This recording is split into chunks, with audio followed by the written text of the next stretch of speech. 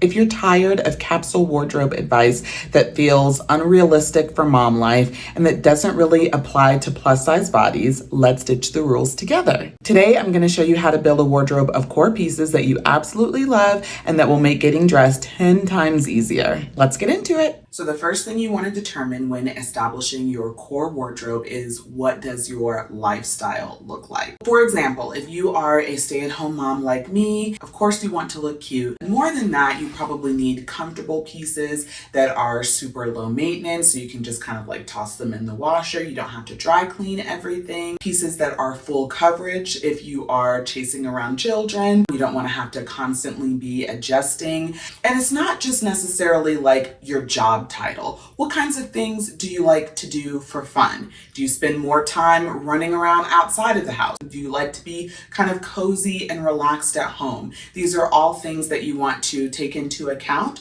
when you're trying to come up with your core wardrobe pieces. I was originally in real estate, and after I had my oldest, I looked up and I was, how you hit that like 6 to 8 month mark and you're ready to rejoin the world. And I looked up and all I had was like pencil skirts, blazers, cute heels, things like that. So beautiful clothing, it no longer suited my lifestyle. Once I started picking pieces based on my normal everyday life, getting dressed every day got a whole lot easier. When you're building your core wardrobe, one of the things that you definitely want to keep in mind is dressing for your body type. And I'm not talking about like, what to do if you're like apple shaped, or if you're hourglass shaped, or if you're trapezoid shaped, or whatever. Things like, if you have a larger bust, what necklines do you feel like look best on you? If you have a shorter torso, what kinds of tops, what rise for your jeans are you most comfortable in? I'll give you an example. I am plus size, obviously, but I do have a shorter torso. And so sometimes petite tops and even the jeans with the shorter inseam just fit me a little bit better than some of the regular straight size. And so I've been experimenting with those. Think about some of the favorite pieces that you have in your closet right now. They probably fit you like to a T, like nobody's business. You're more likely to pull those pieces over and over again because you love how you look and feel when you wear them. The silhouettes that fit best with your body type and your specific features that make you perfect and beautiful, get to know how to dress those features. On that note, I would definitely encourage tailoring. It can be a little bit of an investment, but it is 100% worth it. And it really can take a lot of different pieces from like you're wearing it to you are wearing it, like you put that ish on.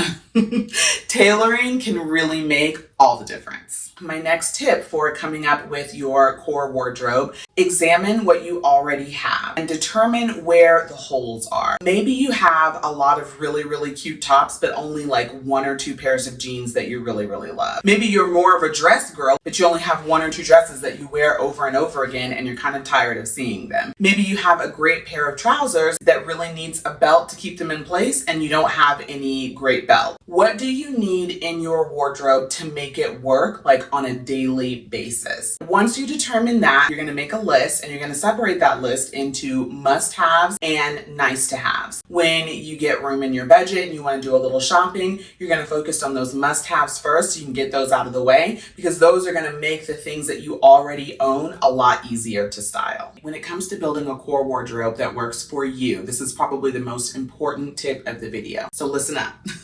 Figure out your style. I love Pinterest for this as an initial start. And if you're trying to come up with a core wardrobe of pieces that you're going to be able to wear every single day that are going to fit with a bunch of different outfits, you do kind of want to streamline it and narrow it down. I would start with pinning a few images. Maybe if you have a favorite creator, or a favorite celebrity whose style you really, really love. Look at some of the elements that you like from the photos. You may find that what you like about the photo is like the styling, like you like the background, or you like the fact that there's a cute little cat in the picture, or you like the way she, held her bag or whatever. That's not what we want to focus on though. Do you like certain colors? Do you notice that the pictures that you have pinned are, all feminine? Are they bright colors? Are they all neutral? Are they more like casual, laid back vibes? Look for the similarities in those pictures to kind of like give you an idea of what you like. Jumping in post-editing to let you know there are a couple of different methods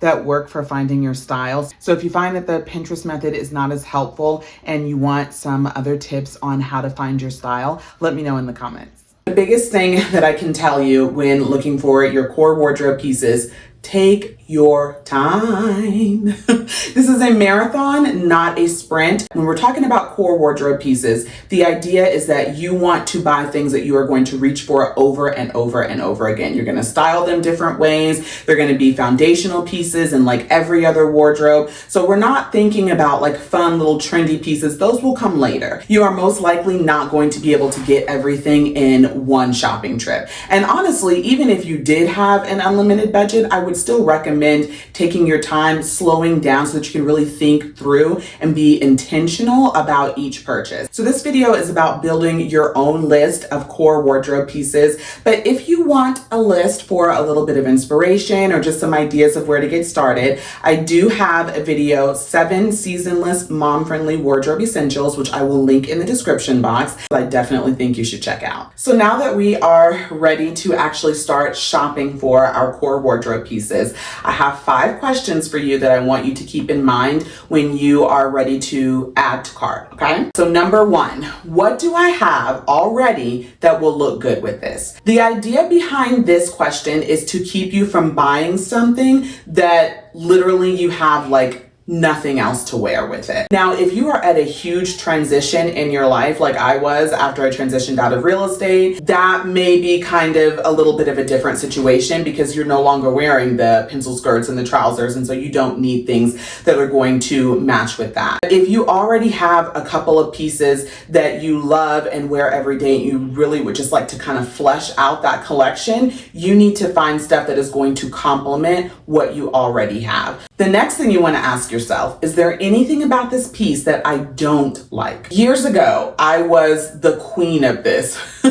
Picking up something because I love the color or I love the neckline, and I would completely ignore the little kind of almost felt like nitpicky, naggy things about like whatever the garment was, and I'd be like, it's fine, I'll just make it work. Spoiler alert, I did not make it work. When you're wearing something in real life, yeah, those things, they get very big very quickly. That is a waste of money to buy something that you're only gonna wear a couple of times, or even worse, you buy it and then you find the thing that you like way better and you buy that too. If you had just waited, you could have eventually found the thing that you liked way better. Could have saved that few dollars for something else. When you're talking about core wardrobe pieces, they need to be pieces that you love down, like you are obsessed with and you want to reach for them. Like you literally have to tell yourself, hold on, I need to wash that. I've worn that like twice this week. Number 3, do I already have something similar? If you already have a great pair of straight leg jeans, you maybe don't need another pair. Maybe you want to try a wide leg, or maybe you want to try the new barrel leg style. The danger of having multiple pieces is even if it is in like a different wash or it's the same top in like a different color, you do start to feel like I'm wearing the same thing over and over again, especially when you're talking about your core wardrobe. It can get really boring really fast. And for example, like a top like this, I saw this top during a haul that I filmed, a recent Old Navy haul that I filmed, and fell in love with it. It's got all the Britney characteristics. It's got the feminine details. It's got the bright color. They had this top in like 6 different colors, and it was on sale too. I think it was like $10 when I got it. And so I was very tempted to grab this top and then like a red top. But then I thought, okay, you're gonna get bored of it. So I just stuck with the color that I love the most. I have a couple of other basic, not so basic tees that are different colorways that I can wear with a bunch of different things, and everything all worked out. Last question, number 4. Can I make multiple outfits with this? Really ensure that this piece that you're looking at is super versatile, super functional. Beyond if you are going to like a cocktail party or, you know, a very highly specific event, you do not want to go for pieces that you can only wear like 1 or 2 ways. The other like little, you know, B bullet to this is let go of, oh, this will look good if I lose 10 pounds. This only looks good if I wear shapewear with it. I am a huge fan of styling and dressing yourself for the body that you have right now. The reality of it is sizing is literally vastly and wildly different when it comes from brand to brand, and sometimes within the exact same brand. So you don't want to let that keep you from getting something that you love that's going to fit you beautifully if all that means is, okay, I'm usually an XL, but now I need to wear a 2X or a 3X to make this work. Thank you so much for hanging out with me today. If you enjoyed this video, please make sure to hit the like button, head to the comments and let me know which tip resonated with you the most. And if you watched all the way through, that means you are a true fan. I love you and thank you. You may also want to consider subscribing for plus size outfit ideas, mom-friendly style, and realistic style tips. See you in the next video.